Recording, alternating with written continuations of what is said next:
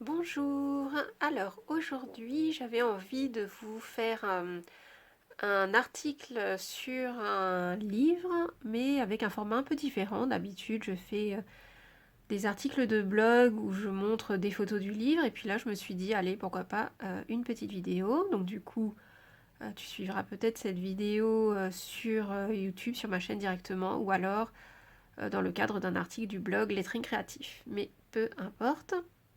Donc aujourd'hui, je présente non pas un livre de lettering, mais un livre de dessin en fait. C'est un livre de Julie Adorp, tu la suis peut-être sur les réseaux, en particulier Instagram où elle est pas mal active. Et donc son livre Doodling créatif, déjà j'aime bien, il y a le mot créatif, parle de dessin de fleurs et de végétaux. Donc c'est un livre qui est sorti chez Erol. Donc là, tu vois la couverture. Je vais te montrer hop, le dos du livre. Comme ça, en même temps, je peux te montrer le prix. Donc 16,90. De manière générale, les livres que je te présente sur le blog ou sur ma chaîne YouTube, ce sont des livres qui coûtent entre 15 et 20 euros. Donc, Julie est une artiste, je dirais, un peu pluridisciplinaire parce qu'elle fait aussi tout ce qui est collage. Elle a un livre d'ailleurs sur le collage que je n'ai pas encore. Mais ce livre-là, pourquoi moi j'en parle, quel est le lien avec le lettering? C'est parce que souvent, moi j'aime bien décorer mes letterings de petits dessins, des petits dessins assez rapides, type un peu griffonnage, d'où le doodling, parce qu'en fait doodling ça veut dire, doodle c'est griffonner. Donc dans celui-ci, on va avoir uniquement des fleurs, des plantes et voilà, des végétaux. Donc je montrerai d'autres livres qui traitent de doodling dans d'autres domaines, si jamais tu es intéressé pour dessiner des personnages ou des objets divers. Donc moi j'aime beaucoup ce livre parce qu'on retrouve vraiment comment dire, la patte de Julie, vraiment son univers.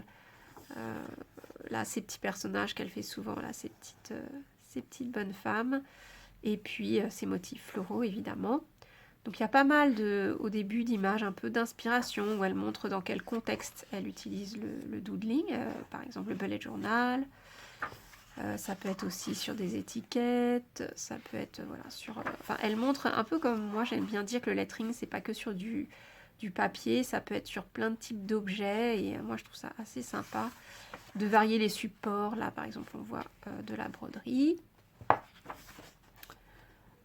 Donc voilà, toute la première partie du livre est comme ça, un peu des images d'inspiration. Là, les galets, moi aussi je fais pas mal de lettering sur galets, surtout en ce moment là, comme j'en ai rapporté de mes vacances. Donc voilà, donc tout ça, ça peut s'appliquer aussi au lettering, c'est pour ça que j'aime bien ça.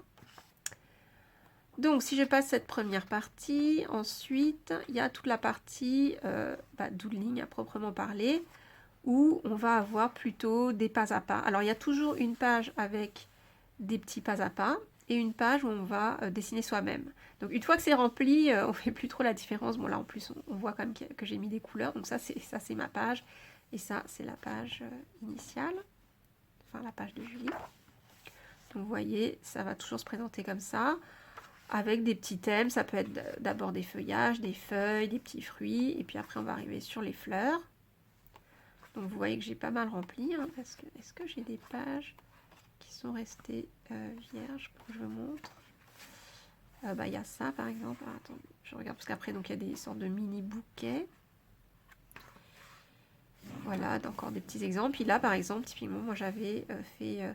En fait, il y avait une page où il fallait faire les fleurs à l'extérieur du cadre, et là normalement il faut faire à l'intérieur du cadre. Donc ça j'ai pas fini, et évidemment forcément j'ai fait du lettering à l'intérieur. Donc voilà, on a tout ça. Ensuite, des pages d'inspiration pour recopier des modèles de feuilles et de fleurs.